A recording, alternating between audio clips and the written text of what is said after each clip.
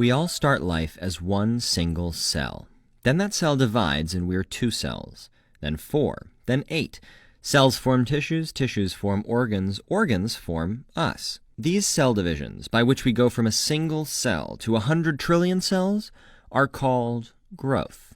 And growth seems like a simple thing because when we think of it, we typically think of someone getting taller, or later in life, wider. But to cells, growth isn't simple.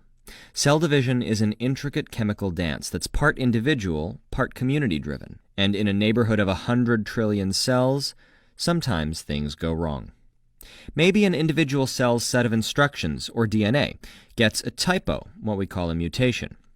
Most of the time the cell senses mistakes and shuts itself down, or the system detects a troublemaker and eliminates it. But enough mutations can bypass these fail-safes, driving the cell to divide recklessly.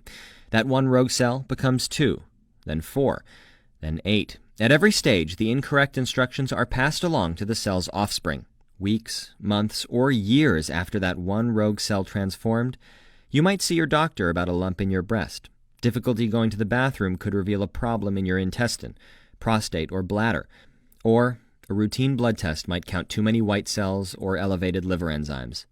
Your doctor delivers the bad news. It's cancer.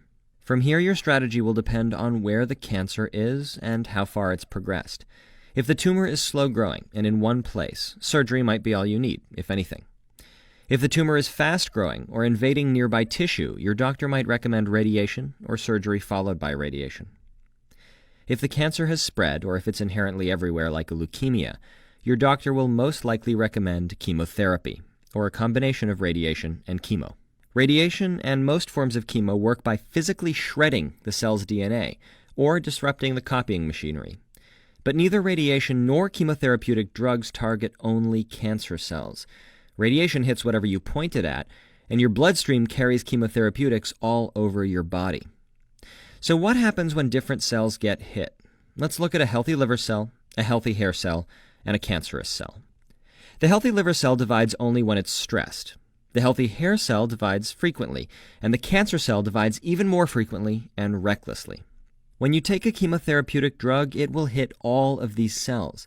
And remember that the drugs work typically by disrupting cell division, so every time a cell divides, it opens itself up to attack. And that means that the more frequently a cell divides, the more likely the drug is to kill it. So remember that hair cell? It divides frequently and isn't a threat.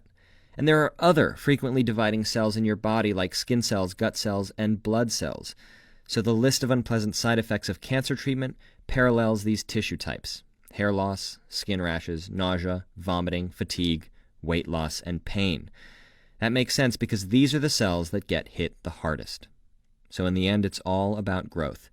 Cancer hijacks cells' natural division machinery and forces them to put the pedal to the metal, growing rapidly and recklessly. But using chemotherapeutic drugs, we take advantage of that aggressiveness, and we turn cancer's main strength into a weakness.